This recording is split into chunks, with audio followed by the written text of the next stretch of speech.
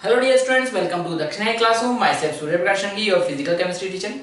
बच्चों, last lecture में हमने यहाँ पे वर्क डन का कैलकुलेशन किया था। आइसोथर्मल प्रोसेस में वर्क डन का कैलकुलेशन कैसे करते हैं, उसमें हमने रिवर्सिबल प्रोसेस, इरिवर्सिबल प्रोसेस की बात की थी। वहां पर हमने ग्राफ भी ड्रॉ किए थे रिवर्सिबल प्रोसेस के लिए और इरिवर्सिबल प्रोसेस के लिए।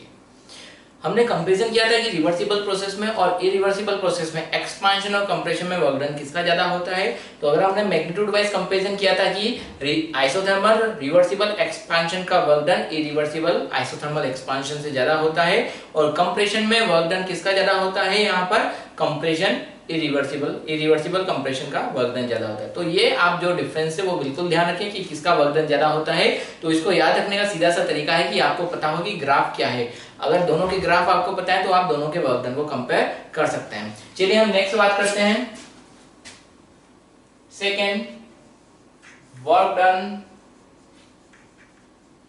इन आइसोबैरिक प्रोसेस। आइसोबैरिक का मींस क्या होगा, प्रेशर क्या होगा, कांस्टेंट होगा। तो ये बिल्कुल सिंपल टॉपिक है।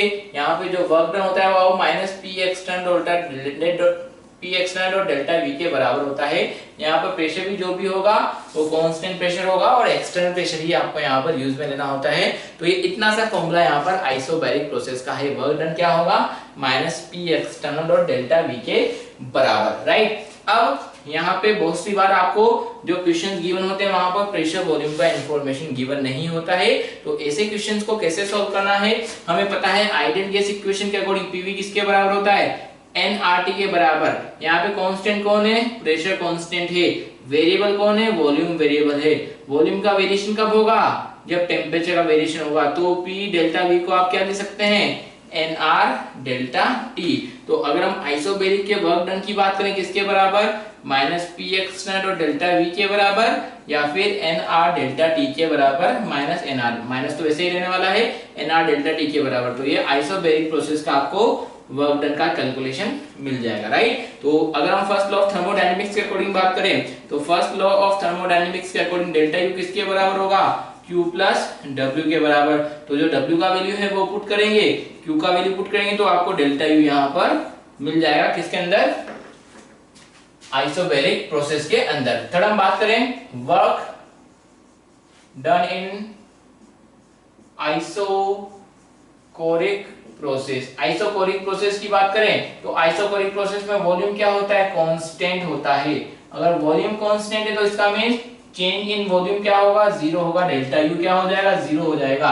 तो डब्ल्यू क्या होता है, minus P external delta we के बराबर होता है। तो डेल्टा वी तो जीरो है। तो आइसोकोरिक प्रोसेस जहां पर वॉल्यूम कांस्टेंट है, वॉल्यूम कांस्टेंट है तो पिस्टन में कोई डिस्प्लेसमेंट नहीं हुआ, डिस्प्लेसमेंट नहीं हुआ तो मींस वर्क डन वहां पर क्या होगा, जीरो होगा। तो आइसोकोरिक प्रोसेस में वर्क डन हमेशा क्या रहने वाला है, जीरो रहने वाला है। This should be remembered at every point of time. आपको हमेशा पता हो कि अगर आइसोकोरिक प्रोसेस है, वॉल्यूम कांस्टेंट है तो वर्क डन क्या रहेगा, हमेशा जीरो ही रहेगा। अब वर्क डन जीरो है तो डेल्टा यू किसके बराबर, Q प्लस W के बराबर। वर्क डन जीरो है तो Q किसके बराबर हो जाएगा, delta U equal to Q के बराबर। अब यहाँ पर Q क्या है, हीट है। हीट कब दी गई है, जब वॉल्यूम कांस्टेंट है। तो heat given at constant volume किसके इक्वल होता है, चेंज इन इंटरनल एनर्जी के बराबर। तो यहां से हम क्या बोल सकते हैं, heat given at constant volume equal to change in internal energy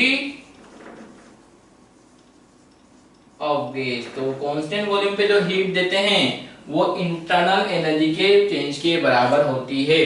अगर Q पॉजिटिव है कांस्टेंट वॉल्यूम पे, अगर Q भी पॉजिटिव है तो डेल्टा U भी क्या होगा, पॉजिटिव होगा। डेल्टा यू क्या होता है, चेंज इन इंटरनल एनर्जी। कैसे निकाला जाता है, final internal energy minus initial internal energy. तो यहाँ पे डेल्टा यू पॉजिटिव तो इसका मींस फाइनल का वैल्यू क्या होगा, इनिशियल से ज्यादा होगा। तो जो इंटरनल एनर्जी होती है वो किसका फंक्शन होता है, टेम्परेचर का फंक्शन होता है। तो यहाँ पे हम क्या बोलते हैं, U2 is greater than U1, यानी इंटरनल एनर्जी बढ़ गई है, इसका मींस फाइनल टेम्परेचर गैस का क्या होगा, इनिशियल टेम्परेचर से ज्यादा होगा। अगर Q पॉजिटिव है यानी आपने सिस्टम को हीट दी, सिस्टम को हीट दी मींस सिस्टम को एनर्जी सप्लाई की, सिस्टम का इंटरनल एनर्जी बढ़ा। इंटरनल एनर्जी किसका फंक्शन होता है, टेम्परेचर का, यानी टेम्परेचर भी क्या हुआ होगा, बढ़ा होगा। और अगर heat given at constant volume negative है तो डेल्टा यू भी क्या होगा, नेगेटिव होगा, यानी इंटरनल एनर्जी डिक्रीज हुआ मींस U2 का वैल्यू U1 से कम होगा, यानी फाइनल टेम्परेचर इनिशियल टेम्परेचर के रिस्पेक्ट में कम हो जाएगा, राइट। तो ये दोनों क्या है, आइसोबैरिक प्रोसेस और आइसोकोरिक प्रोसेस, दोनों बिल्कुल सिंपल है। क्वेश्चन भी यहाँ पे बिल्कुल फॉर्मूला बेस्ड ही आपको इसमें बनते हैं। चलिए अब जो हमने पढ़ा उसके बेसिस पे हम कुछ क्वेश्चंस पहले प्रैक्टिस करते हैं, फिर फर्दर टॉपिक्स हम कंटिन्यू करेंगे। क्वेश्चन गिवन है, during an expansion of ideal gas the work done by gas is 100 joule and the heat capacity of process is found to be 2 + 2 joule per degree Celsius. Find delta U, change in internal energy of gas, if the final temperature of gas is 25 degree Celsius higher than its initial temperature.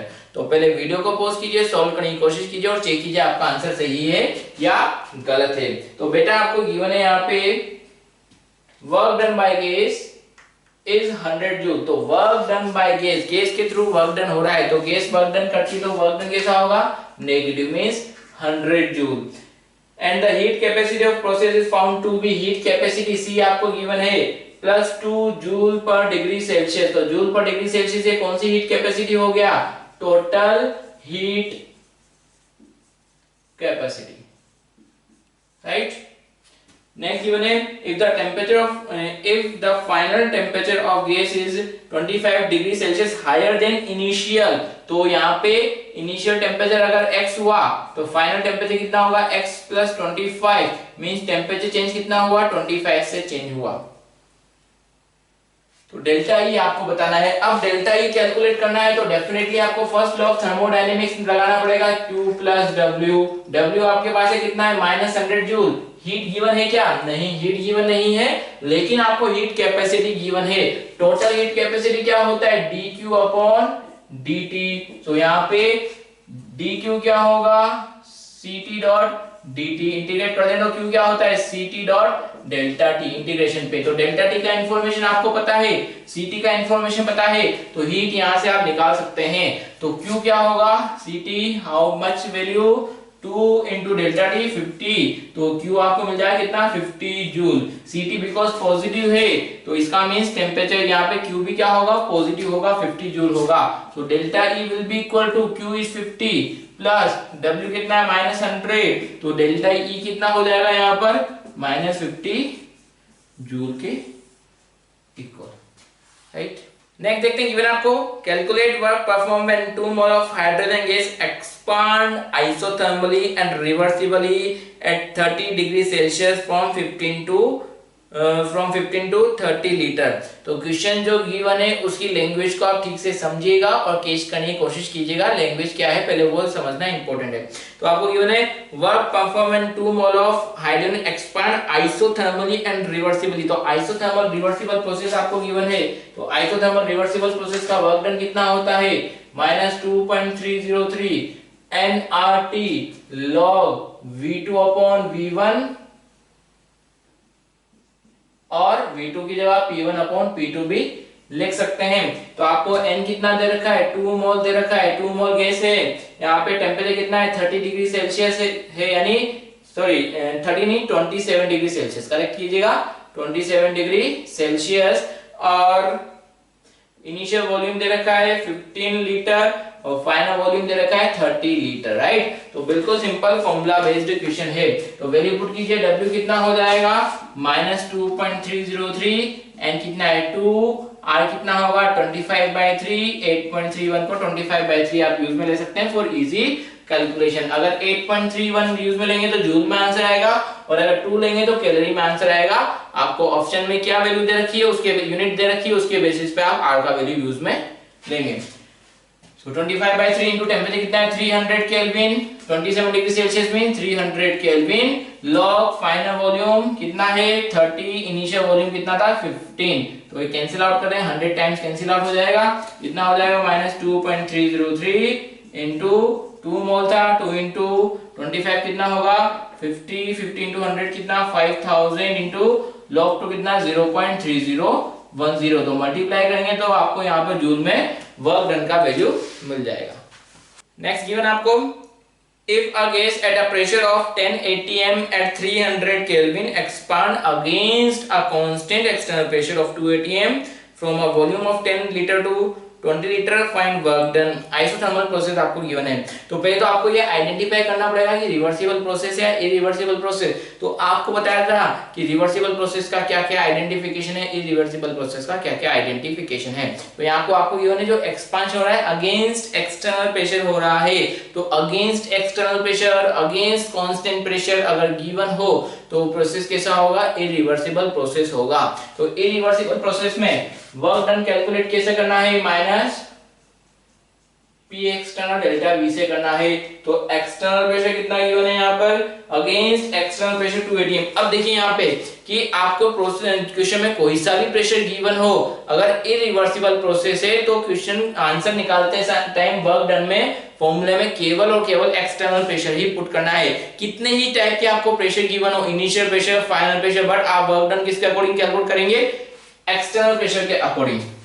तो external pressure is 2 atm into final volume आपको बोला है 20 litre, initial volume 10 litre, तो minus 2 into 10 ये कितना हो जाएगा minus 20 litre ATM आपका वर्क डन का कैलकुलेशन हो जाएगा, राइट। तो इससे आप क्या कर सकते हैं, वर्क डन कैलकुलेट कर सकते हैं। अगर जूल में निकालना है तो आपको पता है 1 लीटर एटीएम किसके बराबर होता है, 101.32 जूल के बराबर। सो वर्क डन कितना होगा माइनस 20 इंटू 101.32, तो मल्टीप्लाई करेंगे तो आपको आंसर मिल जाएगा कितना, 10 से मल्टीप्लाई किया तो 2026.4 जूल, तो ये आपको work done in jute mill जाएगा, राइट। तो बिल्कुल सिंपल क्वेश्चंस आपके यहाँ पर बनते हैं।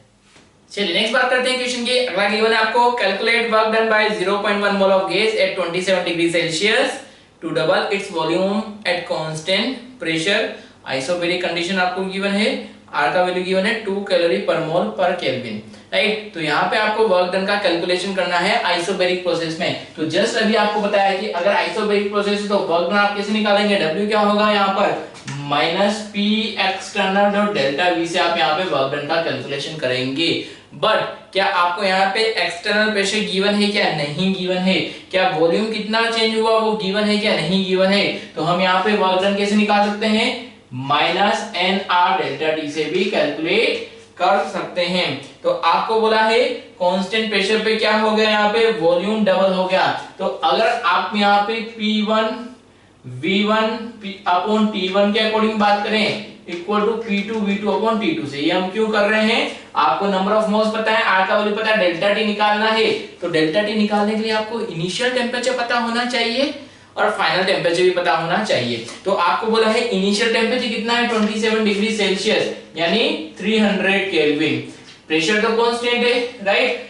इनिशियल वॉल्यूम को V मान ले, इनिशियल टेम्परेचर 300, फाइनल वॉल्यूम क्या हो गया, डबल हो गया, फाइनल टेम्परेचर कितना होगा, तो T2 कितना हो जाएगा 600 केल्विन, तो वॉल्यूम डबल हो गया, तो इसका मींस टेम्परेचर भी क्या हुआ होगा, यहाँ पर डबल हुआ होगा। तो यहाँ पे माइनस NR डेल्टा T में वर्क डन पुट कर दें, माइनस N का वैल्यू कितना है आपको 0.1 मोल, R का वैल्यू 2 पुट करना है, इनटू डेल्टा T कितना होगा 600 माइनस 300, इनिशियल टेम्परेचर 300 था तो डेल्टा T कितना 300, तो कैंसिल आउट हो जाएगा, डेसिमल से एक 0, तो कितना बचेगा वर्क माइनस 60 जूल, तो माइनस 60 कैलोरी। तो माइनस का मींस क्या है, यहाँ पे वर्क किसके थ्रू हो रहा होगा, सिस्टम के थ्रू हो रहा होगा, राइट।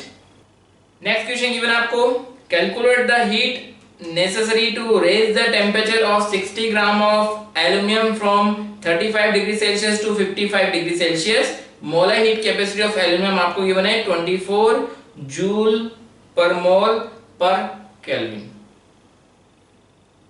तो यहां पर कैसे सॉल्व करना है, आपको यहाँ पे गिवन है मोलर हीट कैपेसिटी कितना है 24 जूल पर मोल पर केल्विन। आपको क्या पूछा गया है, हीट पूछा गया है। तो हीट कैलकुलेट करने के लिए आप क्या करेंगे, यहाँ पर आपको पता है मोलर हीट कैपेसिटी क्या होती है dQ अपॉन NDT। तो dQ यहाँ से निकाल लीजिए, dQ कितना होगा यहाँ पर NCM dt, इंटीग्रेट कर देंगे तो Q क्या हो जाएगा NCM m डेल्टा टी। तो कितना मोल्स है यहाँ पे वो आप डेफिनेटली कैलकुलेट कर सकते हैं। 60 ग्राम एल्यूमिनियम है, एटॉमिक मास एल्यूमिनियम का कितना होता है 27 इनटू मोलर हीट कैपेसिटी कितना गिवन है आपको 24 और टेम्परेचर कितना है यहाँ पर 35 से 55 मींस कितने डिग्री कितने का डिफरेंस है टेम्परेचर का 20 डिग्री का डिफरेंस है। तो आप मल्टीप्लाई करके यहाँ पर कैलकुलेट कर सकते हैं कि मोलर हीट कैपेसिटी के अकॉर्डिंग कितना हीट यहाँ पर रिक्वायर्ड होगा।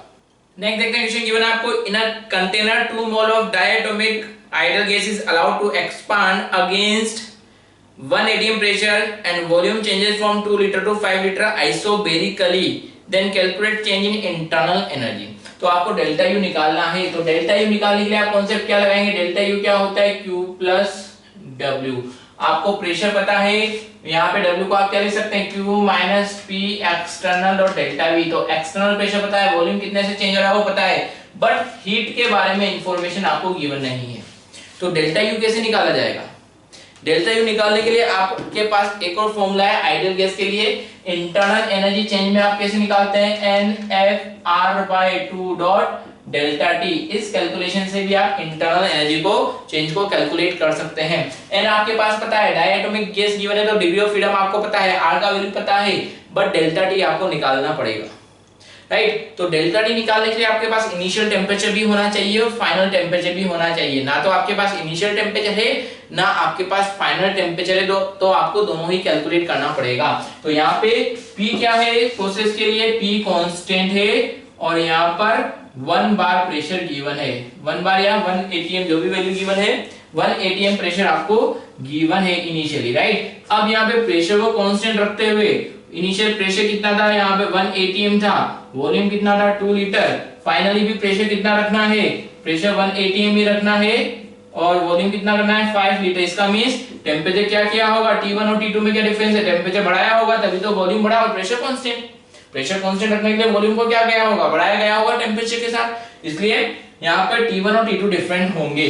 तो अगर आप T1 निकालना चाहें तो कैसे निकाल सकते हैं, P1 V1 अपॉन NR से निकाल सकते हैं। तो इनिशियल प्रेशर आपको पता है, इनिशियल वॉल्यूम आपको पता है, आपको N का वैल्यू पता है, आपको R का वैल्यू पता है। तो इनिशियली कितना टेम्परेचर रहा होगा, प्रेशर इनिशियल कितना था 1 इनटू वॉल्यूम कितना था 2 लीटर अपॉन N का वैल्यू कितना 2 मोल, R कितना 1/12 ले लेते हैं बिकॉज़ प्रेशर atm में है, वॉल्यूम लीटर में, तो ये लीटर atm में आपको पुट करना है 0.0821। आप चाहे तो 1/12 फॉर इजी कैलकुलेशन पुट कर सकते हैं। तो इनिशियल टेम्परेचर कितना रहा होगा 12 केल्विन, ठीक है। अब प्रेशर कांस्टेंट है तो आप PV इक्वल टू nRT के according pressure constant, N constant, R constant, तो आप क्या हो सकते हैं V1 अपॉन T1 किसके बराबर होगा, ये भी कांस्टेंट होगा और किसके बराबर V2 अपॉन T2 के बराबर। तो इनिशियल वॉल्यूम कितना 2 लीटर, इनिशियल टेम्परेचर कितना 12 केल्विन, फाइनल वॉल्यूम कितना 5 लीटर और फाइनल टेम्परेचर वही आपको पता करना है। तो यहां से आपको T2 कितना मिल जाएगा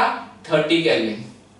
तो यहाँ पे टेम्परेचर 12 केल्विन से 30 केल्विन बढ़ाया गया होगा। तो डेल्टा टी की बात करें T2 माइनस T1 कितना होगा 30 माइनस 12 मींस 18, यहाँ पे इन दोनों का डिफरेंस आ जाएगा 18 केल्विन। तो आपको डेल्टा टी मिला।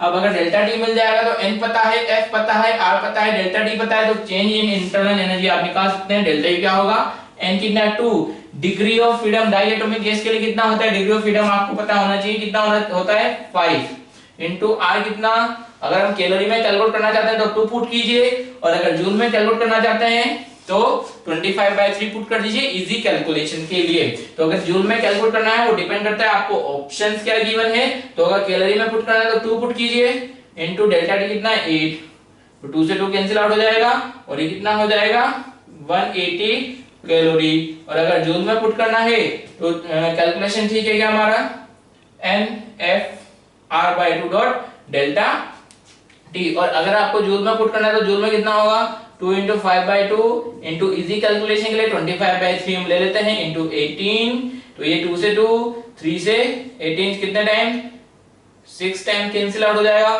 25 6 का कितना 150, तो ये लगभग कितना 750 जूल के लगभग होगा। तो आपको ऑप्शंस में देखना है, ऑप्शंस में आपको वैल्यू जूल में दे रखी है, कैलोरी में दे रखी है, उसी के बेसिस पे आपको कैलकुलेशंस करनी है, राइट। चलिए नेक्स्ट देखते हैं गिवन आपको convert following VT diagram into PV diagram. तो वीटी डायग्राम गिवन है, आपको इसको पीवी डायग्राम में कन्वर्ट करना है। तो पहले वीडियो को पॉज कीजिए और फिर से सॉल्व कीजिए, देखिए कि आपका आंसर सही है या नहीं है। तो चलिए हम सॉल्व करते हैं। आपको गिवन है वीटी डायग्राम, इसको पीवी डायग्राम में कन्वर्ट करना है। तो पहले तो आपको ये पता होना चाहिए कि प्रोसेस क्या क्या हो रहा है। तो यहाँ पे हम इसको नेमिंग कर देते हैं ए बी सी। तो अगर हम ए टू सी की बात करें तो ए टू सी में क्या है, यहाँ पर टेम्परेचर कांस्टेंट, तो ये क्या है, आइसोथर्मल प्रोसेस है, ठीक है। अगर हम सी टू बी की बात करें तो सी टू बी क्या है, यहाँ ओरिजिन से मूव हो रहा है, वॉल्यूम टेम्परेचर डायग्राम है। तो यहाँ पे वॉल्यूम क्या होगा, टेम्परेचर के डायरेक्टली प्रोपोर्शनल। ये कब हो सकता है, जब प्रेशर कांस्टेंट हो, मींस आइसोबैरिक प्रोसेस। तो ये पीवी इक्वल टू एनआरटी से आपको पता लगेगा कि वॉल्यूम टेम्परेचर के डायरेक्टली प्रोपोर्शनल कब हो सकता है, जब प्रेशर कांस्टेंट हो। B2A के लिए बात करें तो B2A में क्या है, वॉल्यूम कांस्टेंट, तो आइसोकोरिक प्रोसेस है, ठीक है। तो ये तीन प्रोसेस आपको मिल गए। इस प्रोसेस को आपको पीवी डायग्राम पर ड्रॉ करना है। तो अगर हम A टू C के लिए बात करें आइसोथर्मल, C टू B के लिए बात करें आइसोबैरिक, और B2A के लिए बात करें तो वो क्या होगा, आइसोकोरिक, ठीक है।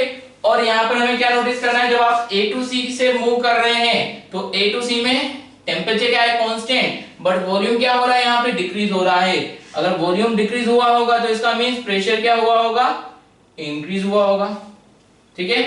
सी टू बी की बात करें, यहाँ पे क्या है, आइसोबैरिक प्रेशर कांस्टेंट है, बट टेम्परेचर भी इंक्रीज हो रहा है, वॉल्यूम भी इंक्रीज हो रहा है। तो वॉल्यूम भी इंक्रीज होना चाहिए और टेम्परेचर भी इंक्रीज होना चाहिए। B2A के लिए बात करें, वॉल्यूम कांस्टेंट है, टेम्परेचर डिक्रीज हो रहा है, वॉल्यूम कांस्टेंट, टेम्परेचर डिक्रीज हुआ, टेम्परेचर डिक्रीज हुआ, इसका मींस यहाँ पे वॉल्यूम कांस्टेंट है, टेम्परेचर डिक्रीज हो रहा है, इसका मींस प्रेशर भी क्या हुआ होगा, डिक्रीज हुआ होगा। तो ये तीन चीजें, ये तीन बातें ध्यान रखते हुए आपको यहाँ पर VT डायग्राम को PV डायग्राम में कन्वर्ट करना है। तो चलिए हम कन्वर्ट करते हैं। तो फर्स्ट यहाँ पे A to C isothermal, C to B, पहले आइसोबैरिक की हम बात करते हैं। तो आइसोबैरिक में प्रेशर कांस्टेंट, तो इसमें जो पहले जो यहाँ पे गिवन हो उन वेरिएबल को ही हम पहले ड्रॉ करेंगे, जो गिवन नहीं है उसको सबसे लास्ट में ड्रॉ करेंगे। तो C टू B आइसोबैरिक यानी प्रेशर कांस्टेंट, तो ये प्रेशर कांस्टेंट। अब ये C टू B, C इधर आएगा या इधर आएगा, उसके लिए इंफॉर्मेशन आपको पता है कि वॉल्यूम क्या होगा, इंक्रीज होगा। तो वॉल्यूम इंक्रीज किधर से होगा, इस डायरेक्शन में। तो ये C वाला पॉइंट होना चाहिए और ये B वाला पॉइंट होना चाहिए। क्या pressure constant, yes constant. Volume increase हो रहा है, यस इंक्रीज हो रहा है। तो PV इक्वल टू nRT के अकॉर्डिंग, अगर प्रेशर कांस्टेंट होता है तो वॉल्यूम कब बढ़ेगा, जब टेम्परेचर इंक्रीज होगा।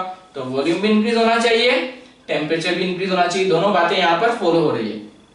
नेक्स्ट B2A के लिए बात करें, आइसोकोरिक। तो आइसोकोरिक तो आप B2A नीचे भी आ सकते हैं, B2A ऊपर भी जा सकते हैं, बट किस तरफ आना है उसका इंफॉर्मेशन आपको यहां से पता लग रहा है कि प्रेशर डिक्रीज होना चाहिए।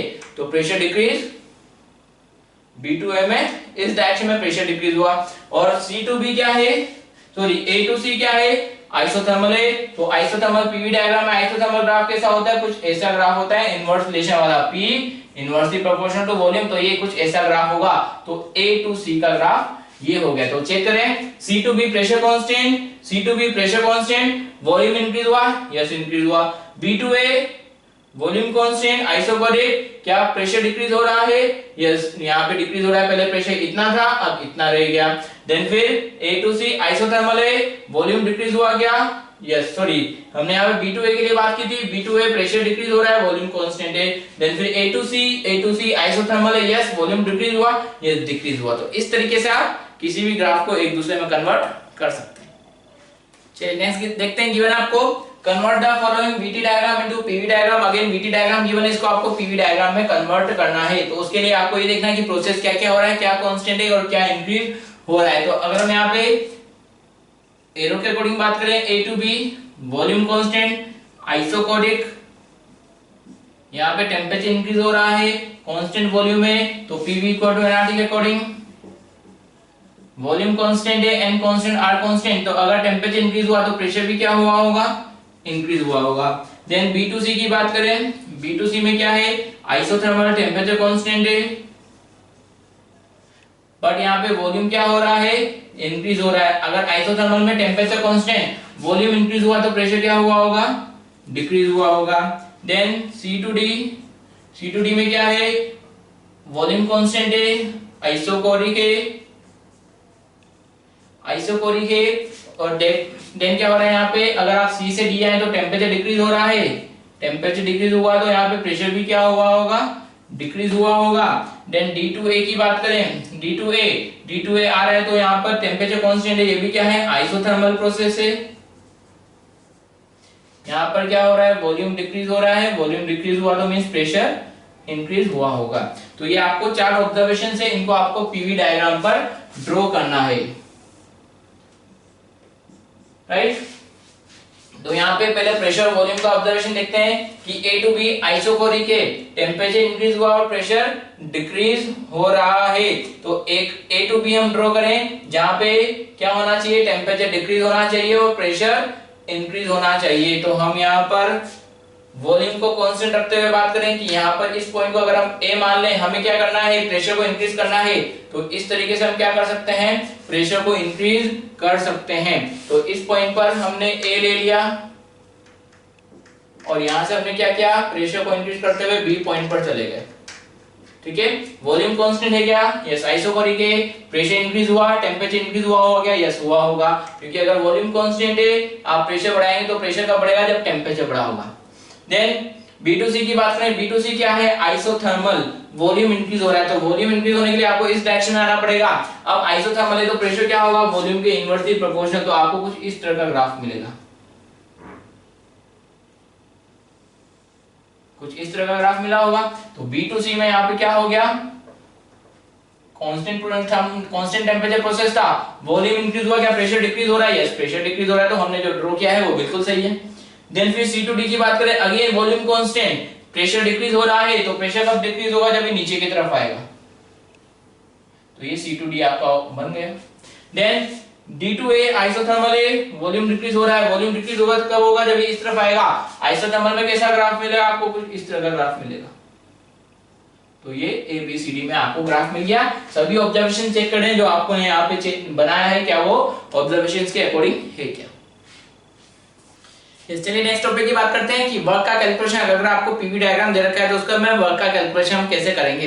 जैसे हमने यहाँ पे पीवी डायग्राम ड्रॉ किया था रिवर्सिबल आइसोथर्मल प्रोसेस में, इरिवर्सिबल आइसोथर्मल प्रोसेस में, तो जो एरिया अंडर द कर्व था वही क्या था, वहां पे वर्क का कैलकुलेशन को शो कर रहा था। बट अगर यहाँ पे जो हम बात करें वो बात करेंगे अगर आपको क्लोज स्ट्रक्चर दे रखी हो तो उसका वर्क डन कैसे कैलकुलेट करना है। सपोज आपको पीवी डायग्राम दे रखा है, कुछ इस तरह का क्लोज स्ट्रक्चर दे रखा है, तो इस क्लोज स्ट्रक्चर का जो भी एरिया होगा, इसका जो भी एरिया होगा, एरिया ऑफ क्लोज स्ट्रक्चर किसको रिप्रेजेंट कर रहा होगा, वर्क को रिप्रेजेंट कर रहा होगा। अब यहाँ पे कुछ पॉइंट आपको याद रखना है, अगर ये क्लॉकवाइज है, अगर ये क्लॉकवाइज स्ट्रक्चर है तो वर्क डन नेगेटिव आपको लेना है, और अगर एंटी क्लॉकवाइज है तो वर्क डन आपको कैसा लेना है, पॉजिटिव लेना है। बस इतना ही याद रखना है कि अगर आपको क्लोज स्ट्रक्चर देखिए पीवी डायग्राम में, तो जो क्लोज स्ट्रक्चर है उसका जो एरिया है वही वर्क डन को रिप्रेजेंट कर रहा होगा, वर्क को रिप्रेजेंट कर रहा होगा। अगर यहाँ पर ये क्लॉकवाइज है तो आपको वर्क डन नेगेटिव लेना है, और एंटी क्लॉकवाइज है तो इसका वर्क डन पॉजिटिव लेना है। तो एग्जांपल अब ले लें कि सपोज आपको इस तरह का स्ट्रक्चर दे रखा है, इसी डायग्राम की हम बात करें, ये स्ट्रक्चर दे रखा है, यहाँ पे आपको दे रखा है प्रेशर P1, यहाँ पे प्रेशर दे रखा है P2, यहाँ पे वॉल्यूम दे रखा है V1, यहाँ पे वॉल्यूम दे रखा है V2। अब ये क्या है, एक सर्कल है, तो इसका वर्क डन कैसे निकालेंगे, वर्क कैसे होगा। यहाँ पर सपोज ये क्लॉकवाइज स्ट्रक्चर दे रखा है, क्लॉकवाइज प्रोसेस है, तो इसका वर्क डन क्या होगा, यहाँ पे area of the close structure, area क्या होगा, यहाँ पे सर्कल का एरिया क्या होता है, पाई स्क्वायर। तो यहाँ पे आप अब यहाँ पे जो इसका डायमीटर है वो दोनों तरफ से बराबर ही रहेगा। तो या तो आप वॉल्यूम की टर्म में भी आंसर दे सकते हैं, आप चाहें तो प्रेशर की टर्म में भी आंसर दे सकते हैं। तो यहाँ पे अगर हम दोनों की टर्म में चाहें तो दोनों की टर्म में आंसर दे सकते हैं। तो यहाँ से यहाँ तक का जो वैल्यू होगा वो कितना होगा, V2 माइनस V1, और यहाँ से यहाँ तक का जो वैल्यू होगा वो क्या होगा, P2 माइनस P1। तो W क्या होगा, minus pi P2 minus P1 by 2, because ये तो डायमीटर है, into V2 minus V1 by 2। तो ये क्या हो जाएगा, यहाँ पे इसका वर्क डन हो जाएगा। अब डायमीटर ये और ये दोनों बराबर ही होंगे, तो आप चाहे तो वॉल्यूम की टर्म में, आप चाहे तो प्रेशर की टर्म में, या दोनों की टर्म में आंसर पुट कर सकते हैं। तो W क्या होगा, minus pi P2 minus P1 upon 2 square, या फिर minus pi V2 minus V1 upon 2 square, दोनों ही तरीके से आप इसका वर्क डन का कैलकुलेशन कर सकते हैं। चलिए नेक्स्ट एग्जांपल देखते हैं। गिवन आपको पीवी डायग्राम, इसमें आपको वर्क डन कैलकुलेट करना है। तो अगर क्लोज स्ट्रक्चर है तो जो भी स्ट्रक्चर का एरिया होगा वही क्या होगा, उसके वर्क डन को रिप्रेजेंट कर रहा है। अब प्रोसेस कैसा है, क्लॉकवाइज प्रोसेस है, तो वर्क डन कैसा होगा, नेगेटिव। तो W क्या होगा, माइनस हाफ। ट्रायंगल है, ट्रायंगल का एरिया क्या होगा, half into base into height. Base कितना है 3v minus v1, 3v1 minus v1 means 2v1 into height कितना होगा 6p1 माइनस p1 यानी 5p1। तो ये कितना हो जाएगा W minus 5p1, v1 will be work of the process. चलिए नेक्स्ट टॉपिक की बात करते हैं, calculation of Cp and Cv. Cv is molar heat capacity at constant volume and Cp is molar heat capacity at constant pressure. हालांकि इसके बारे में थोड़ा सा यहाँ पर हीट जब हमने कैलकुलेट किया था तब उसमें पढ़ा था।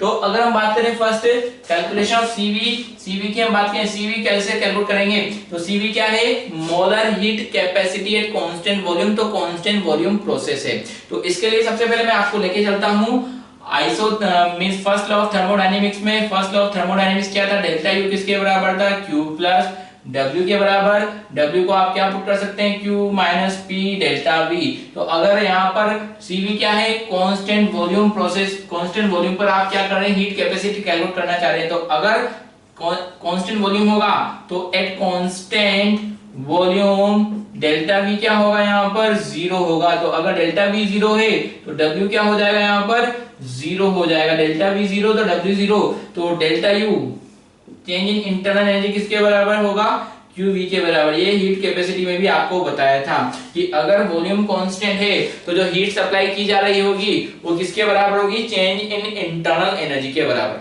Right.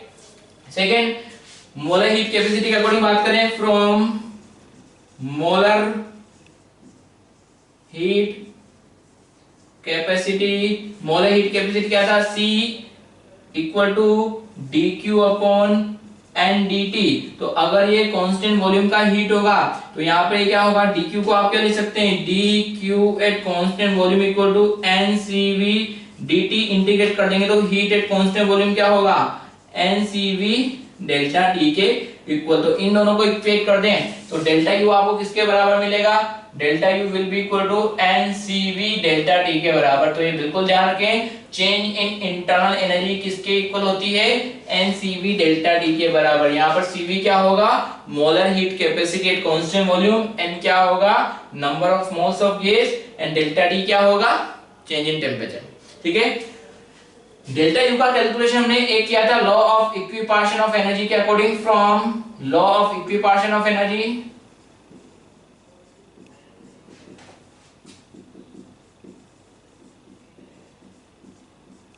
From law of equipartition of energy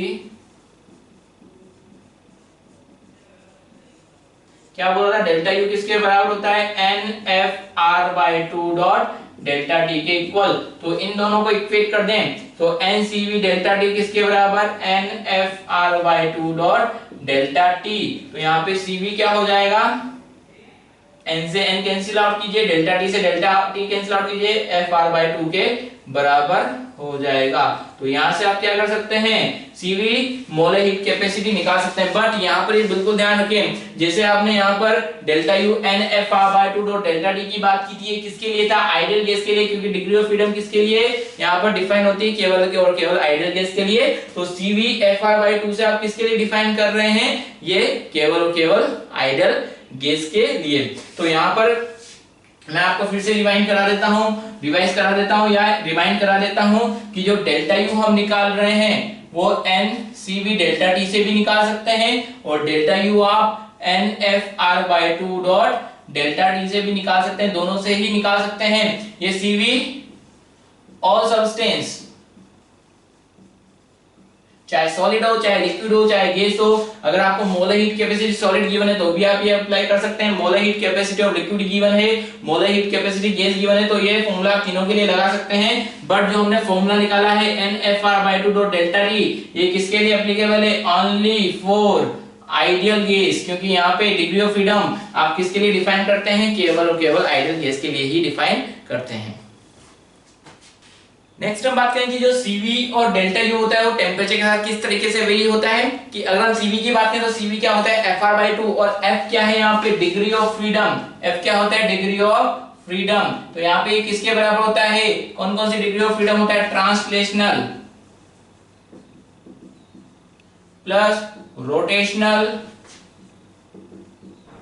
plus vibrational. तो अगर हम लोअर टेम्परेचर की बात करें तो मॉडरेट टेम्परेचर पर हम केवल translational translation rotational degree of freedom ही लेते हैं। जो हमने डिग्री ऑफ फ्रीडम का वैल्यू लिया है उसमें केवल ट्रांसलेशनल और रोटेशनल डिग्री ऑफ फ्रीडम ही है, उसमें वाइब्रेशनल डिग्री ऑफ फ्रीडम नहीं है। तो जैसे जैसे आप टेम्परेचर बढ़ाएंगे तो हाई टेम्परेचर पे वाइब्रेशनल डिग्री ऑफ फ्रीडम भी अपना कंट्रीब्यूशन देना शुरू करती है। तो अगर वाइब्रेशनल डिग्री ऑफ फ्रीडम भी इसमें ऐड हो जाएगी तो डिग्री ऑफ फ्रीडम का वैल्यू क्या होगा, इंक्रीज होगा। तो यहाँ पे हम क्या बोल सकते हैं, अगर आप CV का ग्राफ यहाँ पर विद टेम्परेचर ड्रॉ करेंगे तो मॉडरेट टेम्परेचर पे क्या रहेगा, टेम्परेचर के साथ वेरी नहीं होगा।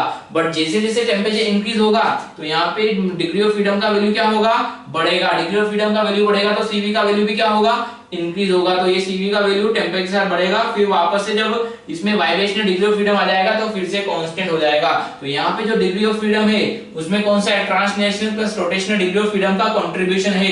बट यहाँ पे जो डिग्री ऑफ फ्रीडम है या CV है उसमें translational plus rotational plus vibrational degree तीनों का यहाँ पर कंट्रीब्यूशन रहेगा।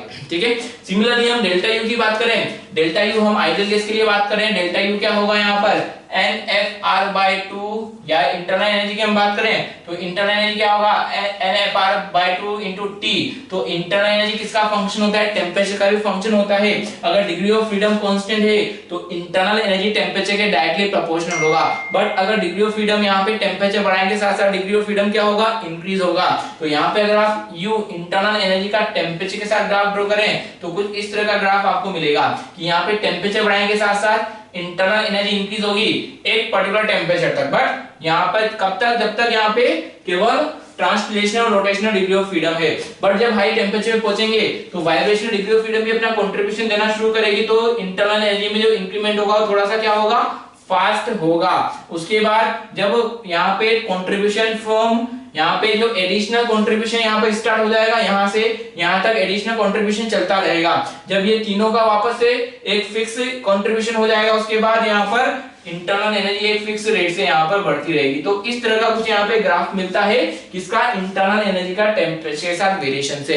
तो यहाँ पर जो डिग्री ऑफ फ्रीडम है वो कौन सी, ट्रांसलेशनल प्लस रोटेशनल। यहाँ पर कौन सी आ जाएगी, translational plus rotational plus vibration. यहाँ पे degree of freedom extra include होने लग गई, यहाँ पे complete vibrational degree of freedom add हो चुकी है। तो इस तरीके का वेरिएशन कुछ इंटरनल एनर्जी का टेम्परेचर के साथ और यहाँ पर CV का टेम्परेचर के साथ मिलता है। तो ये जो दोनों ग्राफ हैं ये आपको मेंस में आ चुके हैं, तो ये इंपॉर्टेंट है हमारे लेवल के अकॉर्डिंग। नेक्स्ट बात करते हैं constant pressure process calculation of CP क्या है, molar heat capacity at constant pressure. तो पहले इसके लिए हम यहाँ पर अगर हम बात करें मोलर हीट कैपेसिटी के अकॉर्डिंग तो मोलर हीट कैपेसिटी क्या होगा,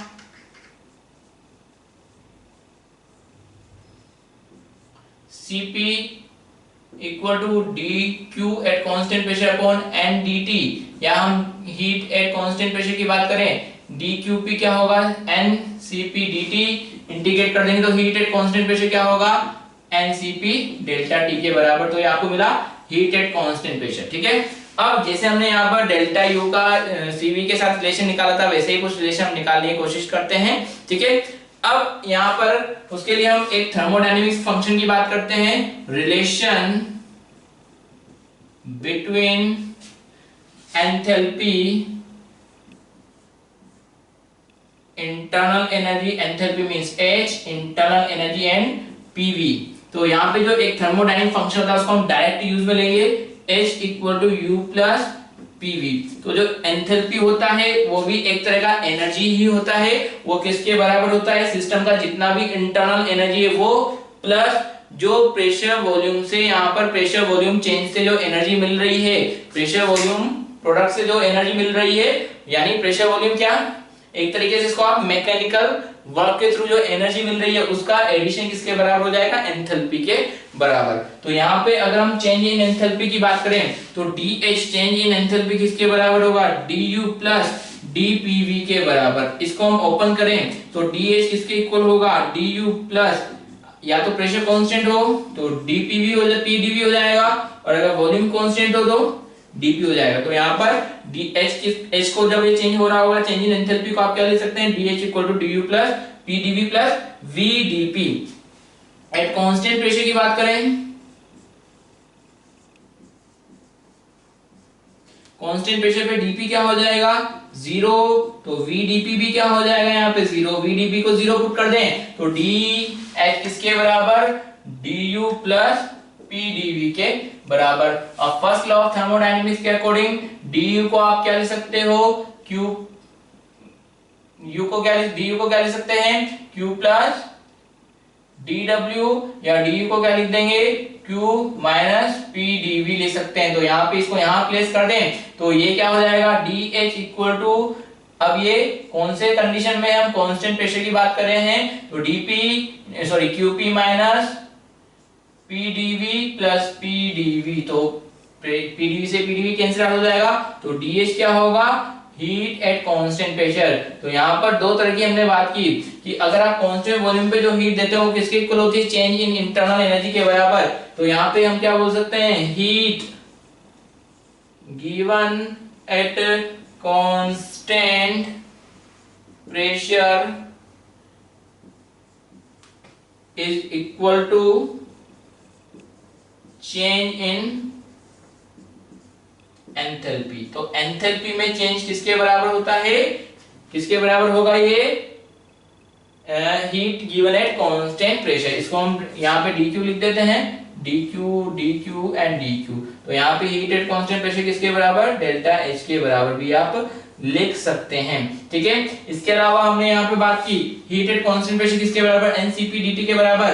तो डेल्टा एच क्या हो जाएगा, delta H will be equal to NCP delta T के इक्वल। तो ये रिलेशन भी आप ध्यान रखें, डेल्टा यू क्या निकला था, एनसीपी डेल्टा टी के बराबर, और डेल्टा एच क्या निकला है, एनसीपी डेल्टा टी के इक्वल। तो बेटा अगर हम बात करें heat given at constant volume किसके बराबर होगा, डेल्टा यू के बराबर। डेल्टा यू क्या है, एनसीपी डेल्टा टी, या अगर आइडियल गैस है तो सीवी को आप क्या लिख सकते हैं, NFR/2 डॉट डेल्टा टी के बराबर। F क्या होता है यहाँ पे, डिग्री ऑफ फ्रीडम। जनरली हम यहाँ पे लो टेम्परेचर पे या मॉडरेट टेम्परेचर पे कौन कौन सा degree of freedom, translation and rotational degree of freedom को ही कंसीडर करते हैं, वाइब्रेशनल को कंसीडर नहीं करते हैं। और हीट एट कांस्टेंट प्रेशर किसके बराबर होगा, चेंज इन एंथैल्पी के बराबर, मींस एनसीपी डेल्टा टी के बराबर। तो प्यारे बच्चों अभी हम केवल इतना ही पढ़ेंगे, बहुत सारी चीजें हैं जो अभी आपको सीखनी है, समझनी है। तो स्टेप बाय स्टेप आप पढ़ते जाइए, रिवीजन बराबर प्रॉपर रखते जाइए, ताकि आपकी चीजें फटाफट जल्दी जल्दी लिंक होती रहे। यहाँ पे थर्मोडायनेमिक्स में बहुत सारी चीजें हैं जो एक दूसरे से लिंक अप है, तो ये लिंक चीजें आपको तभी समझ में आएगी जब आपको सारी चीजों का नॉलेज होगा। तो इसके लिए बहुत इंपॉर्टेंट है कि आप बिल्कुल टाइम टू टाइम रिवीजन करते रहिए, प्रैक्टिस करते रहिए। आज तक के लिए इतना ही काफी है बेटा, नमस्कार।